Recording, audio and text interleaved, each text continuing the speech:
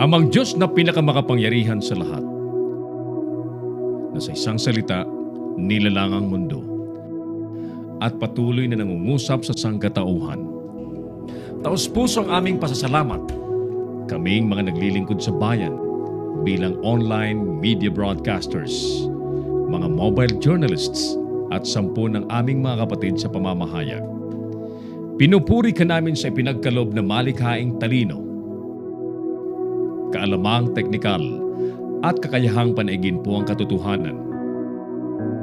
Magtaglay po sana kami ng karunungan, matibay na integridad, malawak na pananaw at makatarungang mga desisyon sa aming mga tungkulin.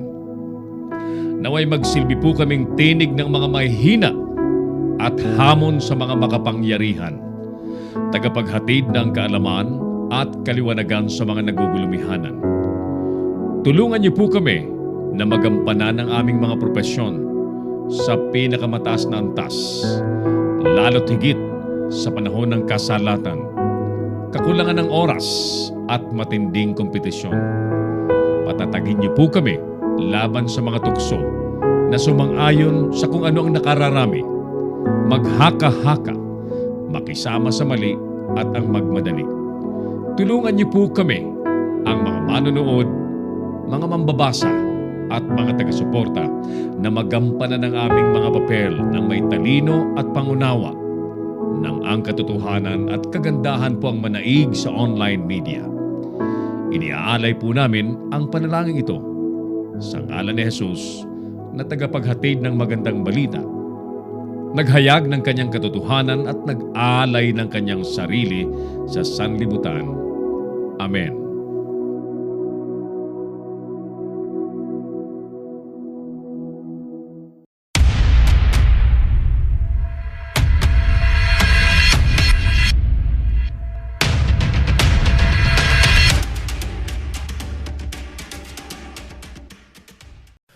Narito ang mga isyong dapat abangan sa Kamaong Asero. Presyo ng langis, bababa ngayong linggo. Security of tenure, law malabo, Duterte, nagdadalawang isip kasi. Bagamat hindi daw posible sa kanyang termino, federalismo, isusulong pa rin ni Duterte.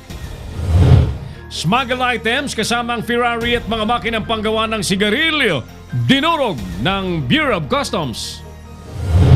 Dengue outbreak, idiniklara na sa Iloilo City. Pagpapatupad naman ng death penalty, pinagdududahan ni Ombudsman Martires. Posisyon sa PhilHealth, tinanggihan daw ni Roque. NBI, pinusasa naman ang isang lawyer broadcaster na akusado daw ng rape ng menor de edad. Mga senador idadaan na lang sa caucus ang ilang issue sa Senado.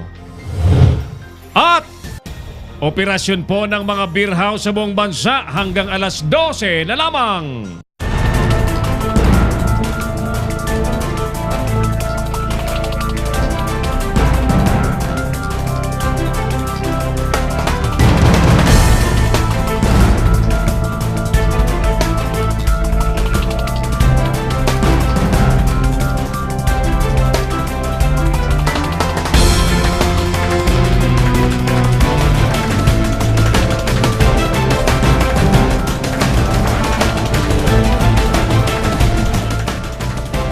Live from the studios of Little News Philippines, Errol Dakame of Kamaong Asero starts now!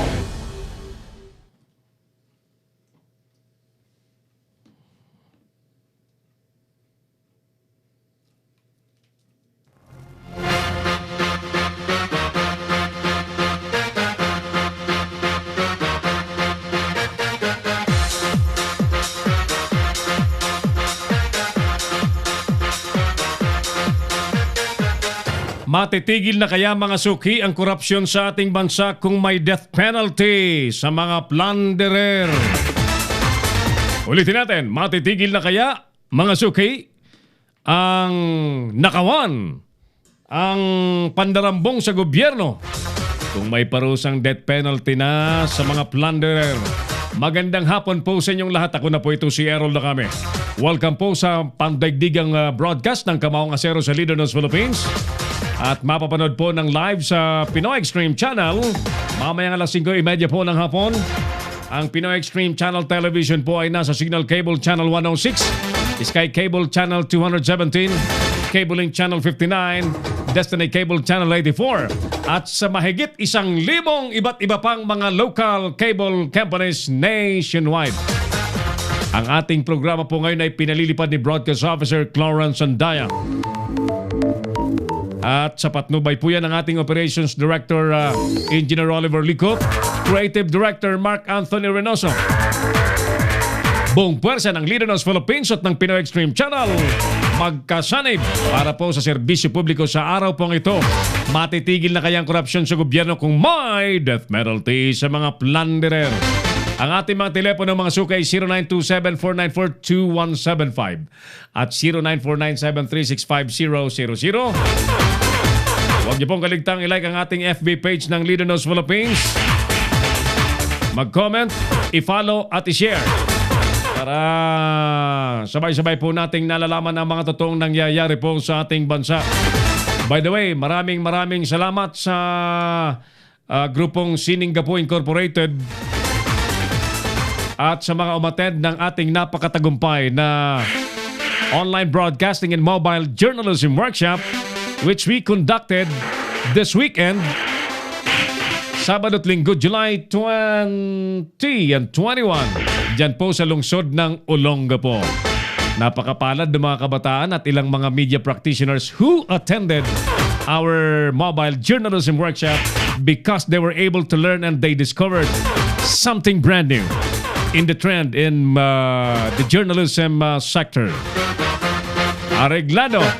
So, doon po sa mga grupo na nais matuto po ng mobile journalism, in short, it's a digital storytelling using mobile phones na ang Lidenos Philippines po ang tinatawag nating the Mobile Journalism Authority in the country.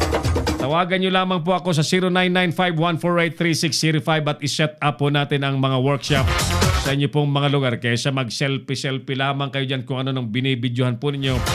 We're willing to teach you how to produce meaningful videos using your mobile phones, your smartphones, your Android phones.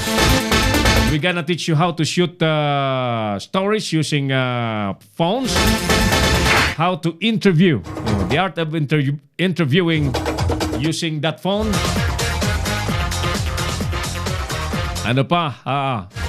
Creative production and video editing gamit po ang inyo pong mga phones. At siyempre, ay tinuturo po natin, kasama po natin ang mga kasama po natin sa Leader News, kung ano po ang mga ideal gadgets ng isang mobile journalist.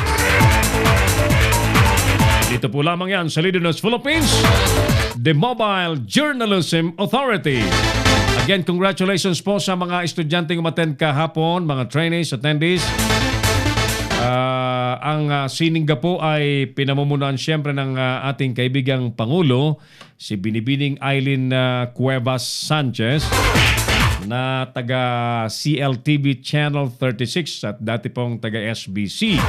Kasama po niya dyan si former Vice Mayor Edic Piano ng Olongapo City at ilan pang mga katuwang sa pagsusulong po ng kaalaman sa pamamagitan po ng kanilang grupong Siningapo.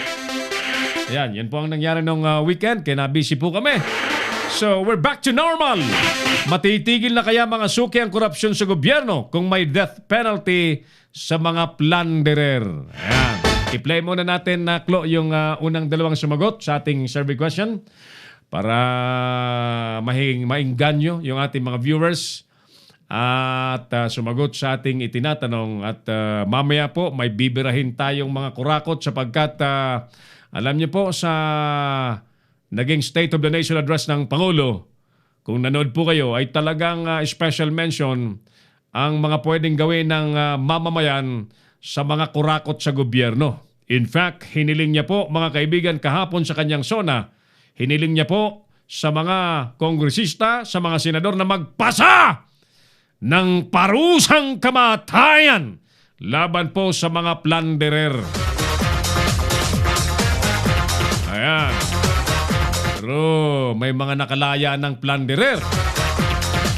Paano kaya yon? Yan yung tanong ng ilang mga kababayan natin. Kaya lang yan, nakakalaya ang ibang plunderer. Pero tingnan natin. At sinabi pa ng Presidente Mangasuki na ang kalaban ng gobyerno ay gobyerno mismo. At nakita natin ang frustration ng Presidente. Marami po siyang balak sanang magagandang gawin para sa ating bansa. In fact, bilang pangwakas na bahagi ng kanyang sona kahapon, he told us na he is dreaming a better life for every Filipino. Napakaganda, no? Very hopeful, very positive. Pero marami po siya mga side comments sa SONA na nagpapakita po ng pagkadismaya. Isa po dyan ang nagpapatuloy na korupsyon at hiniling niya nga po sa Kongreso kahapon sa kanyang SONA na magpasa ng death penalty sa kasong pandarambong. Sir Errol, paano po by the way, ang plunder po ay pandarambong po ng pondong bayan or public funds na mahigit 50 million. Ibig sabihin, kung ang involved na halaga sa kasong pandarambong ay 50 milyones papataas, 75 million, 100 million, 200 million, tulad ng ilang senador dyan akusado, ay plunder nga po at gusto ng presidente na patawan ng parusang bitay o parusang kamatayan, whatever means. Yan by firing squad, yan by lethal injection, yan by hanging, yan by pagpapakagat sa mga langgam or pagkapon o hindi natin, o paggilit ng leg, hindi pa natin na babatid kung paano parusang kamatayan. Basta death penalty yung sinabi ng presidente. Pero Sir Errol, paano po kung ang ninakaw ay 50 million below lamang? 49 million, 35 million, 40 million. Ano po yun? Walang parusa? Actually, may parusa mga suki. Ang totoo po niyan, kaya po hindi matapos-tapos ang kurakutan sa gobyerno sapagkat nagsasabwatan po ang mga ahensya ng gobyerno mismo. Meron po tayong Commission on Audit na supposedly yan po ang bantay pondong bayan. Bakit hindi po mawakasan ang korupsyon sa gobyerno? Sapagkat ang COA mismo mandarambong din ang ilang dyan. Bakit hindi po natatakot na makasuhan sa Ombudsman at sa Sandigan Bayan and finally makulong? Sapagkat dyan mismo sa Sandigan Bayan, marami din dyan ang mga nasisilaw sa salapi. Alam niyo, kung pumasok lamang at mapayagan tayong pumasok dyan sa Ombudsman, trak-trak ang kaso po dyan na inaamag po lamang. Hindi kumikilos, hindi umuusad. Anong dahilan? Sir Errol, baguhin natin ang tanong, magkano ang dahilan? Yan. Puros magkano ang dahilan yan. At kapag ka tinanong nyo, siyempre may ibang babanggiting reason and then reasons and unending reasons. Pero ang bottom line yan sa likod ng mga pintuan ay corruption pa rin. Napakarami po akong kilalang may nakasampang kaso po dyan. Pero pakuya-kuya-kuy, sa sopa ng malalamig na hotel, yung mga politikong may kaso po dyan, dahil hindi po umuusad talaga ang kaso. Hanggang sa matapos po ang kanilang termino, hindi po umusad ang kaso. But of course, may kapalit. May kapalit. Kung ano man at magkano man ang naging usapan po nila, sila ang nakakaalam. Suma total, korupsyon pa rin mga kaibigan. Ganon din po dyan sa Sandigan Bayan. Napakarami po ang kaso dyan. Just like and just similar to the Ombudsman.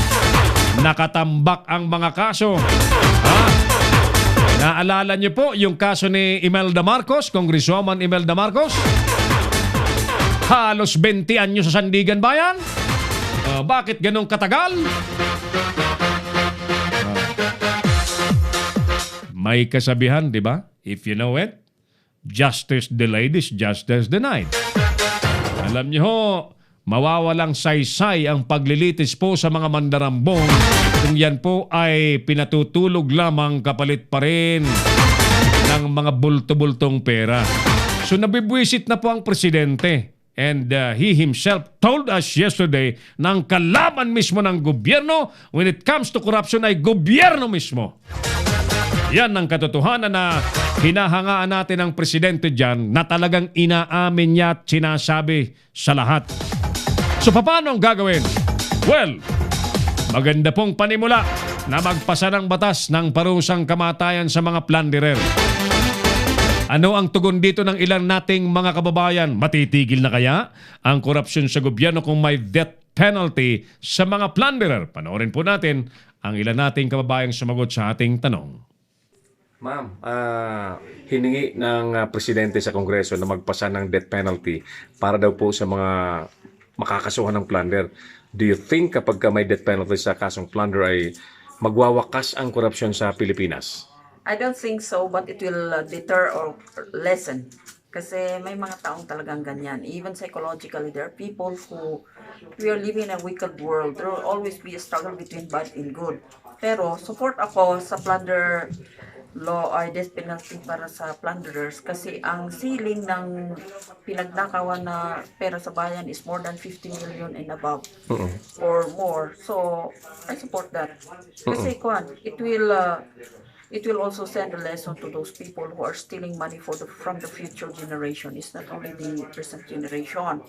So yun po. So sa plunder case, on the other side, hindi makukontrol absolutely.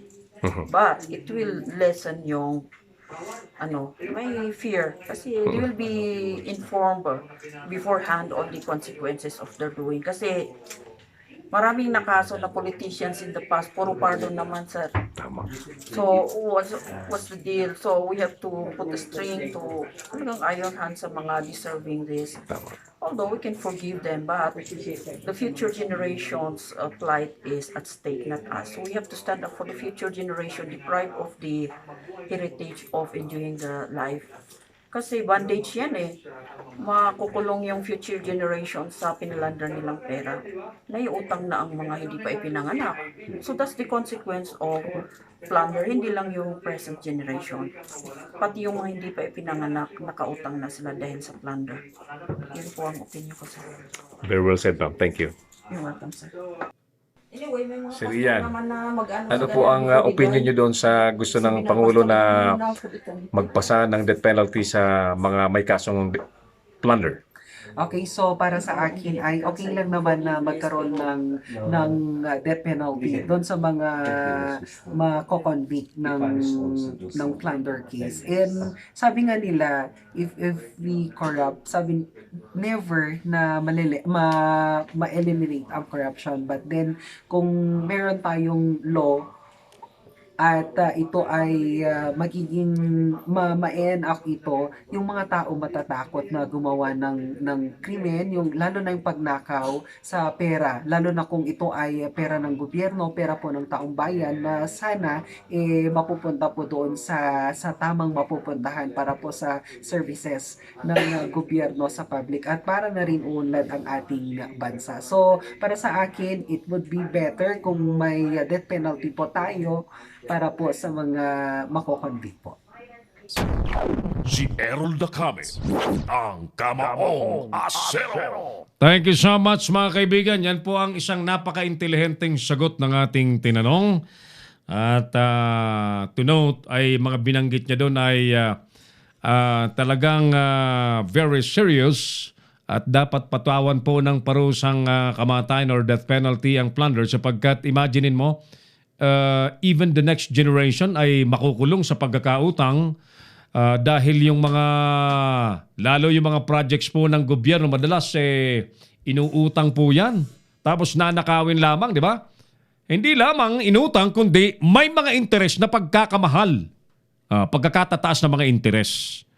Na supposedly ay nakadesenyo po yan para gastusin sa mga meaningful projects, mga serbisyo na pakikinabangan dapat ng taong bayan, hindi po mangyari sapagkat kinukurakot, binubulsa ng mga mandarambong po sa gobyerno. And of course, nagaganap po yan sa pamamagitan po ng malawakang sabwatan.